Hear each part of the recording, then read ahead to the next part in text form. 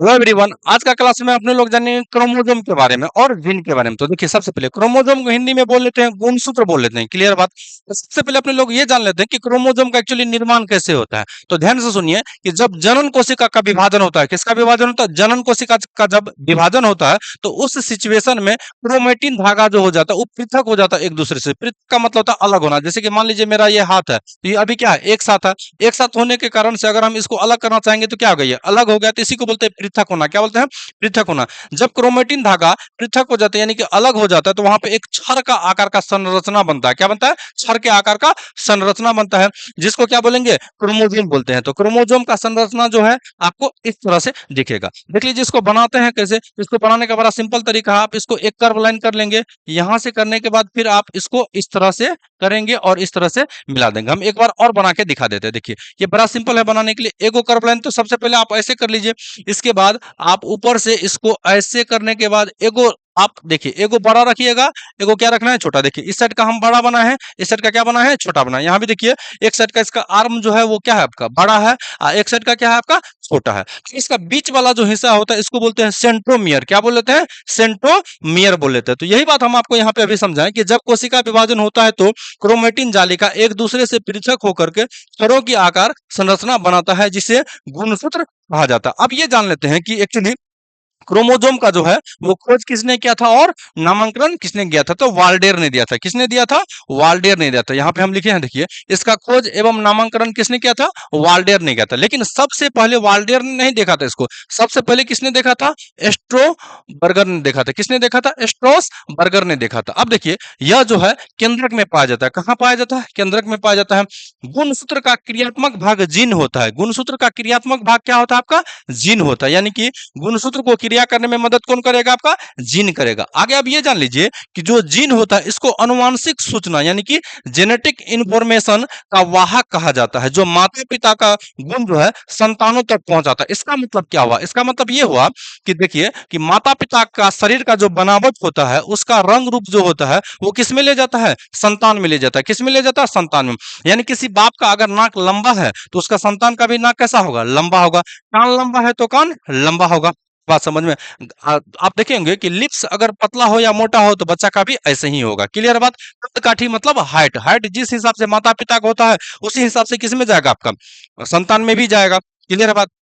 आप ऐसे भी देखे होंगे कि बहुत सारा अगर बच्चा पैदा होता है तो आप देखे होंगे इस तरह से बच्चा को क्या कर लेता है? महिला सब गोद में बैठा लेती है या हाथ पे ले लेती है और उसका नाक दबा के देखती है। कहता नाक देख रहे हो इसका कैसा लग रहा है? लगता है ननिहाल में गया है, इसका मामा का नाक ऐसे ही है, दबते रहता है। तो नाक का इंफॉर्मेशन कहाँ से आया था? माता पिता से आया था। तो महिला सब उसको क्या कहती है कि ननिहाल से आया। फिर अगर बच्चा ननिहाल जाएगा फिर उसका बेचारा का क्या करता है? नाक दबाता है, कान दबा के देखता है, कहता है कान देख रहे हो, दादा पे गया है। किस पे गया है? दादा पे गया। यानी कि जेनेटिक गुण को बता रही है। वो लोग भी, उन लोग को भी बायोलॉजी एक हिसाब से पता रहता है। तो महिला लोग क्या बोलेगी कि नाक किस पे गया है? बाप पे गया है। कान किस पे गया है? दादा पे गया है। तो मतलब इस सब बच्चा को बतलाते रहता है। तो महिला लोग को भी जेनेटिक इन्फॉर्मेशन के बारे में पता रहता है। तो जेनेटिक इन्फॉर्मेशन किसको बताता है? ध्यान से समझिए, जीन किसको बताता है? जेनेटिक इन्फॉर्मेशन को बताता है। यानी कि जो माता पिता का शरीर का जो गुण होता है वो किस में लेके जाता है? संतान में लेके जाता है। किस में लेके जाता है? संतान में लेके जाता है। तो यहां तक आपको चीज आ गया होगा समझ में। अब आगे समझ लेते हैं।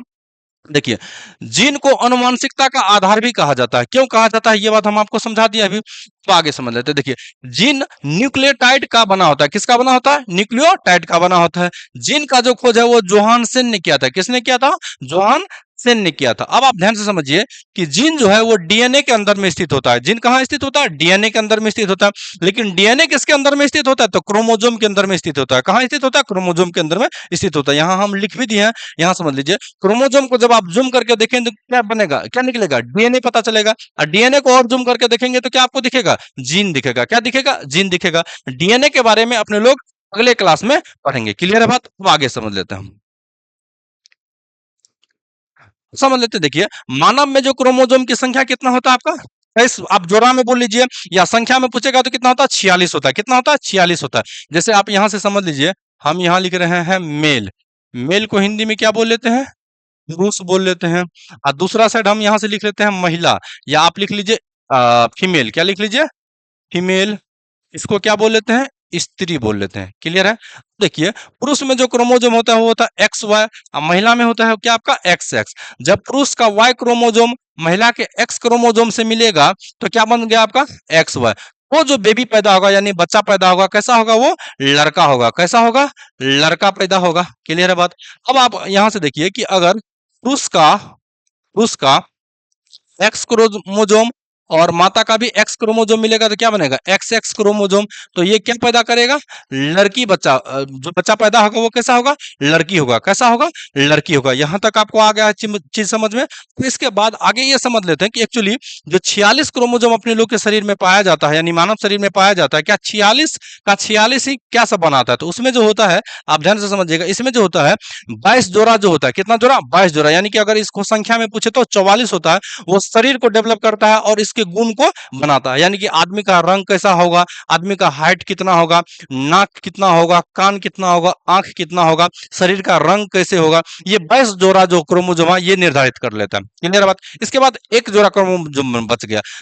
जोड़ा जो क्रोमोसोम है ये किसको बताता है, लिंग निर्धारण को करता है। किसको करता है, लिंग निर्धारण। यानी लड़का पैदा होगा या लड़की पैदा होगा। तो यहाँ देखिए, हम यहाँ लिखे हैं मेल यानी पुरुष जो है, इसमें क्रोमोसोम की संख्या कितना, 46 होता है। इसमें जो 22 जोड़ा होता है, अभी समझाएं, जो 22 जोड़ा होता है यहाँ पे हम लिख भी दिए हैं, इस शरीर एवं विभिन्न गुणों को निर्धारित करता है। क्लियर है बात? लेकिन एक्स वाई क्रोमोसोम जो है इसकी संख्या कितना है, या तो बोल लीजिए एक जोड़ा, या संख्या में पूछेगा तो दो। ये लिंग का निर्धारण करता है। किसका निर्धारण करता है, लिंग का। तो यहाँ देख के आप बता सकते हैं कि एक्स वाई क्रोमोसोम जो है ये किसका निर्धारण कर रहा है, लड़का का। किसका, लड़का का। इसी तरह से हम यहाँ पे फीमेल का भी बना दिए हैं। तो महिला में भी क्रोमोसोम की संख्या कितना, 46, जिसमें 22 जोड़ा बोल लीजिए या 44 बोल लीजिए, इस शरीर का निर्माण करेगा और उसके गुण को निर्माण करेगा। लेकिन एक्स एक्स जो है ये किसको निर्धारित करता है, लिंग को निर्धारित करता है। किसको निर्धारित करता है, लिंग को। यानी लड़का होगा या लड़की। तो यहाँ पे लड़की हो रहा है तो लड़की को निर्धारित करेगा। अब ध्यान से समझिएगा, यहाँ जो आप एक्स वाई देख रहे हैं, क्या देख रहे हैं, एक्स वाई देख रहे हैं या एक्स एक्स देख रहे हैं, इसको क्या बोल लेते हैं, सेक्स क्रोमोसोम बोल लेते हैं।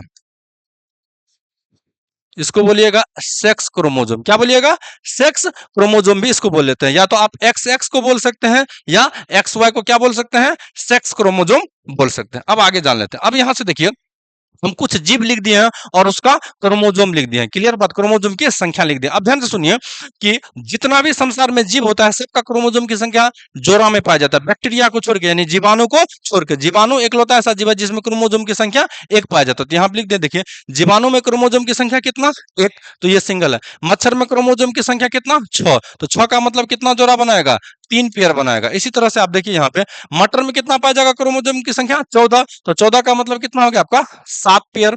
इसी तरह से प्याज में कितना पाया जाएगा, 16। मक्का में 20, टमाटर में 24, और मेढक में कितना पाया जाएगा आपका, 26 पाया जाएगा। और आगे देख लीजिए, बिल्ली में कितना पाया जाएगा, 38। मानव में कितना, 46। तो अपने लोग पढ़िए लिए हैं। इसके बाद घोड़ा में कितना पाया जाता है, 64। कुत्ता में कितना पाया जाता है, 78। कबूतर में कितना पाया जाएगा, 80। तो यहाँ तक आपको चीज आ गया होगा समझ में। अब इसके बाद नेक्स्ट वीडियो में अपने लोग पढ़ेंगे डीएनए के बारे में और आरएनए के बारे में। क्लियर बात?